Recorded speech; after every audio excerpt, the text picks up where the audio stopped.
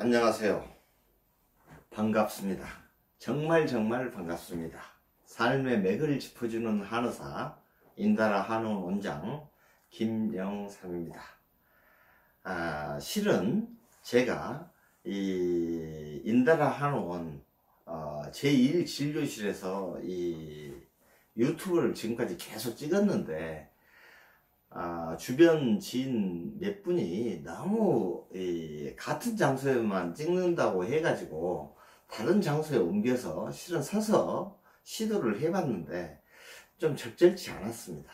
그래서 그냥 앞으로 계속 이 장에서 초지일간 계속 찍을까 생각이 듭니다. 하지만 미래는 아무도 모르니 혹시 또 바뀔지도 모르죠. 오늘 여러분과 이야기 나누고 싶은 주제는 사람은 누구나 죽고 나서 누구나 다 만약에 존재한다면 지옥에 가고 싶은 사람은 없을 것 같습니다. 다 천국에 가고 싶어 할 것이라고 생각이 듭니다. 그런데 과연 이 천국에 가는 사람들이 어떤 사람이 더 가기가 쉬우냐라고 이런 걸 볼 때 실은 부자들보다는 가난한 사람들이 천국에 가는 게 더 쉽다라고 얘기가 되어 있는 것 같습니다. 그러면 왜 그럴까? 우리가 이 생각을 좀 해봐야 되지 않겠습니까?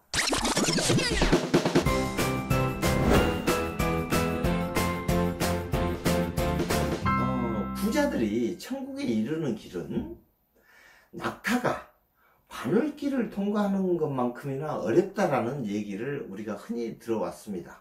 근데 우리가 바늘길을 흔히 잘못 알아서 우리가 옷을 꿰매는 그 바늘기로 생각하는 경우가 많이 있는 것 같습니다. 그러면 이 말이 의미하는 것은 부자가 천국에 이르는 길은 낙타가 바늘길을 통과하는 것만큼 어렵다라는 얘기니까 실은 바늘기, 지금 얘기하는 바늘의 바늘기라면 낙타가 그 바늘길을 통과할 길은 없지요. 대부분 사람들이 이걸 잘못 오해하고 있는데 제가 이 부분을 오늘 밝혀드리고자 합니다. 그 당시 그러니까 예수 당시라고 할까요? 기독교 당시라고 할까요? 2000년 전에 그 당시에는 이제 사람들이 오고 가는 큰 문이 해가 떠 있는 동안 저녁이 질 때까지는 큰 문, 동문, 서문, 남문, 북문이 있지 않겠습니까? 그럼 그런 큰 문으로 주로 사람들이 왕래를 했겠죠. 그리고 거기에서 이제 지키는 사람들이 관리 감독하에 들어가고 나가고 했지 않았겠습니까? 이 상황이. 그런데 이제 저녁이 으스름해지면 그 큰 문은 당연히 닫힐 수밖에 없지 않겠습니까? 이게 닫히게 되고 이 쪽문이 하나 이렇게 옆에 쪽문이 하나 생겨서 그 쪽문을 노크를 하면은 문을 이제 열어주는 겁니다. 이게 근데 이 쪽문을 낙타가 통과를 하려면 어떻게 통과하냐면 그냥 서서는 통과할 수가 없고 일단은 앞다리를 내고 그 다음에 머리를 집어넣고 그 다음에 몸뚱이를 잡아당기고 그 다음에 뒷다리를 집어넣어서 빠져나와야 낙타가 그 문을 통과할 수가 있었답니다. 이 조그만 문을 바늘기라고 한답니다. 바늘기. 그래서 부자가 천국에 이르는 길은 낙타가 바늘길을 통과하는 것만큼이나 어렵다라는 이 얘기는 불가능하다는 얘기가 아니고 실은 큰 동문, 서문, 남문, 북문처럼 이렇게 편하게 왔다 갔다 하는 게 아니고 이 쪽문으로 들어가야 되니까 그런 점에 있어서 어렵다는 거지 부자가 천국에 갈 수는 없다는 의미는 아니겠습니다. 하지만 여러분 생각해 보십시오.